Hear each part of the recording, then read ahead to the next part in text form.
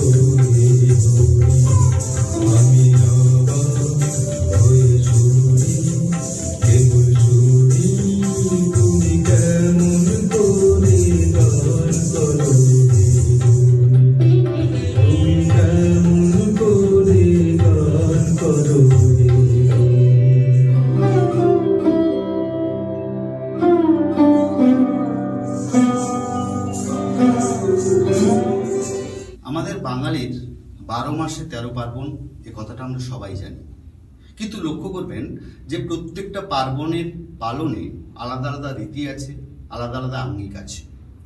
পয়লা বৈশাখও যে আমরা আজ থেকে 50 বছর আগে যেভাবে পালন করতাম, আজকে কি সেভাবে পালন করি? নিশ্চিতভাবেই না। কারণ সময় এগিয়ে গেছে, সময়ের সঙ্গে সঙ্গে পালনের রীতি বদলে গেছে। আজ আমাদের এই শিক্ষিত সমাজ খুব স্বাভাবিকভাবেই টেকনোলজির দৌলতে সারা বিশ্বকে একেবারে হাতের মুঠোয় করে ফেলেছি। একটা বোতাম টিপলে আমাদের দুয়ারে এসে বিশ্ব দাঁড়িয়ে যাচ্ছে।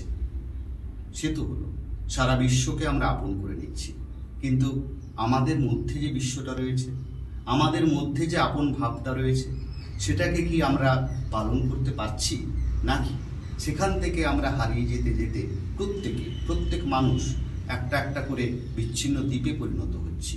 ফলে আমাদের মুক্তিটা কোথায়, বা সেই মুক্তির জন্য আমরা কোন আলোর সন্ধানে যাচ্ছি? আজকে এই পয়লা বৈশাখে আমরা কি সেই আলোর সন্ধানে যেতে পারি না, যে আলোয় গিয়ে আমরা বলবো আমার মুক্তি আলোয় আলোয়?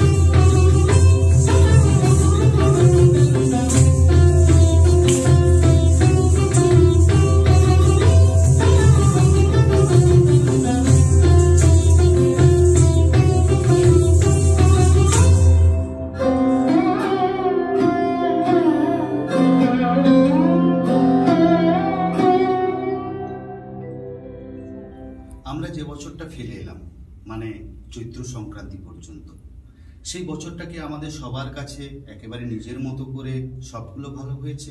না তো, খারাপ ছিল, বিষাদ ছিল, বেদনা ছিল। কিন্তু এই একটি বিশেষ দিন, আজকে পয়লা বৈশাখ, এই পয়লা বৈশাখে দাঁড়িয়ে আমরা কি চাই? আমরা চাই আজকে থেকে কেন এই মুহূর্তের পর থেকে আমাদের সেই খারাপগুলো, সেই মন্দগুলো, সেগুলোকে ঢেকে একটা ভালো সাম্রাজ্যে আমরা উত্তীর্ণ হই। আমাদের মনে পড়ে, দেখতে চাই আমরা সেই কোণে দেখা আলো, যে আলোর নিশানা পেলে সেই নিশানা বরাবর আমরা এগিয়ে যাব, এগিয়ে গিয়ে এমন একটা জায়গায় পৌঁছাবো যেখানে আমরা সবাই ভালো থাকি। কারণ আজকে পয়লা বৈশাখে সেই ভালো থাকার জন্যই আমরা নতুন করে শপথ নিচ্ছি। বলছি, বধূ কোন আলো লাগলো চোখে।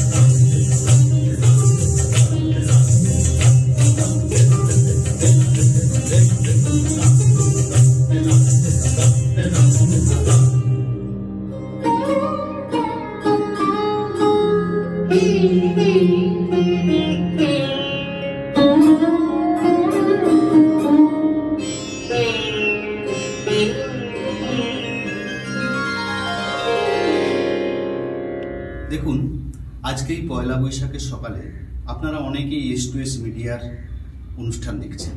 যারা দেখছেন না তারা নতুন জামা কাপড় পরে কোথাও গঙ্গার ঘাটে পুজো দিচ্ছি বা কোথাও নতুন নতুন খাবারের সন্ধানে বেরিয়েছি।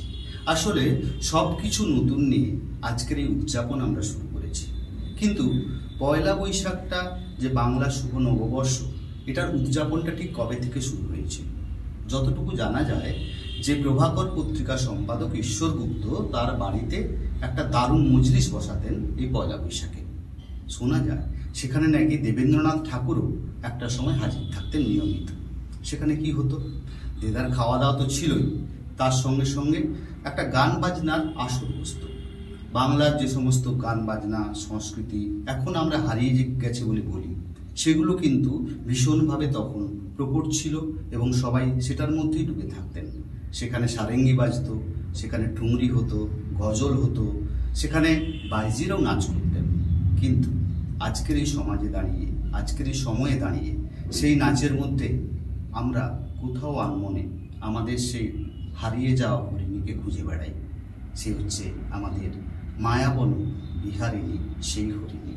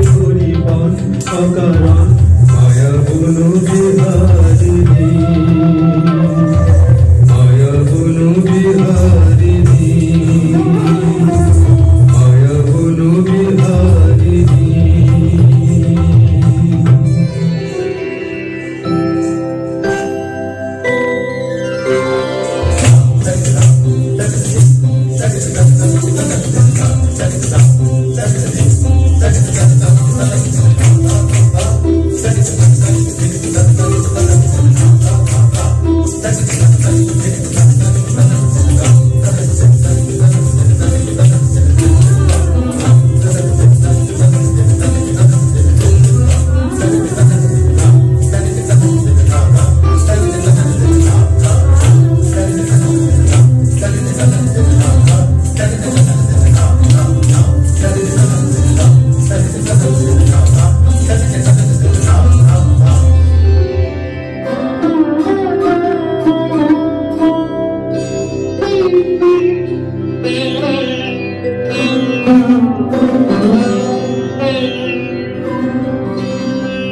আপনারা একবার মোবাইলের হোয়াটসঅ্যাপটা চেক করুন তো, দেখবেন কোনো না কোনো বন্ধু বা বান্ধবী বা প্রিয়জন আপনাকে পাঠিয়েছে হ্যাপি নিউ ইয়ার।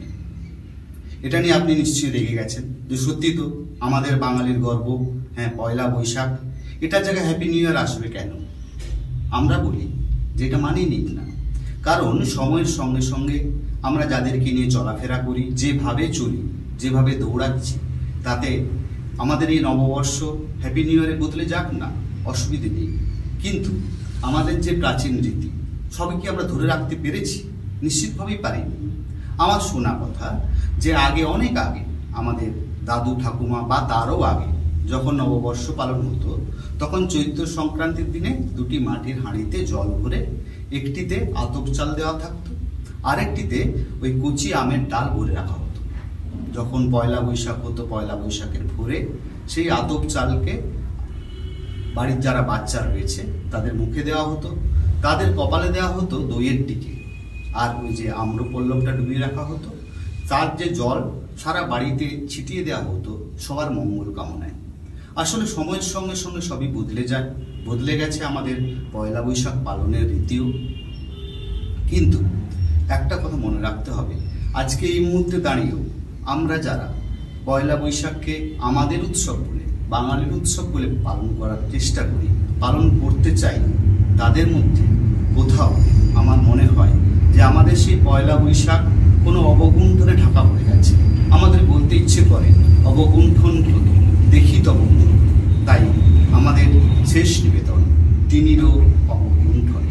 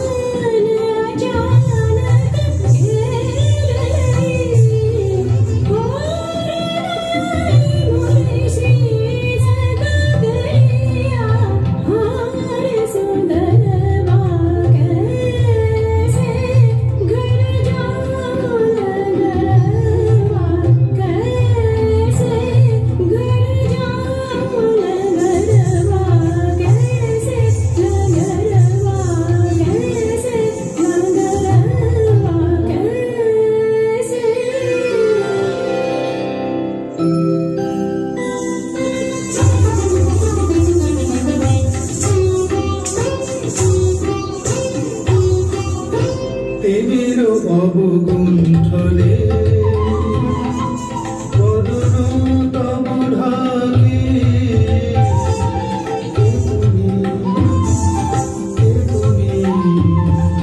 কে তুমি বনমণ্ডলে দাঁড়ালে একাকী পৃথিবীর অবগুণ্ঠনে।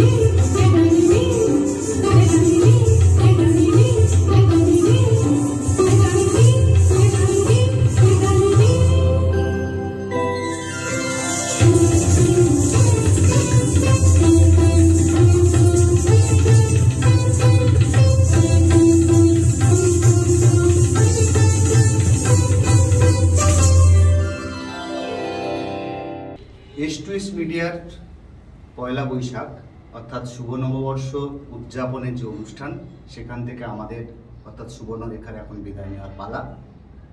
আশা করব এবং ভগবানের কাছে আমরা কামনা করব যে আজকে শুধু দিন নয়, আগামী একটা বছর কেন, আপনাদের হাতে যতগুলো বছর আছে সবার ভালো হোক, সবার সুখ হোক, সবার শান্তি হোক, সবাই সমৃদ্ধিতে ভরে উঠুক সবার আঙিনা।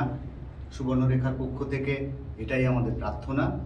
আর আরেকটা কথা, সেটা হচ্ছে খুব অল্প সময়ের মধ্যে S2S মিডিয়া যেভাবে আমাদের এই পয়লা বৈশাখ, আমাদের এই নববর্ষকে উদযাপনের একটা উদ্যোগ নিয়েছে, তা কোনোভাবেই শুধু ধন্যবাদ দিয়ে তাদের ছোট করব না, পাশাপাশি বলবো যে আপনারা সবাই S2S মিডিয়ার সঙ্গে থাকুন, আমাদের সঙ্গে আপনাদের খুব শীঘ্রই দেখা হবে।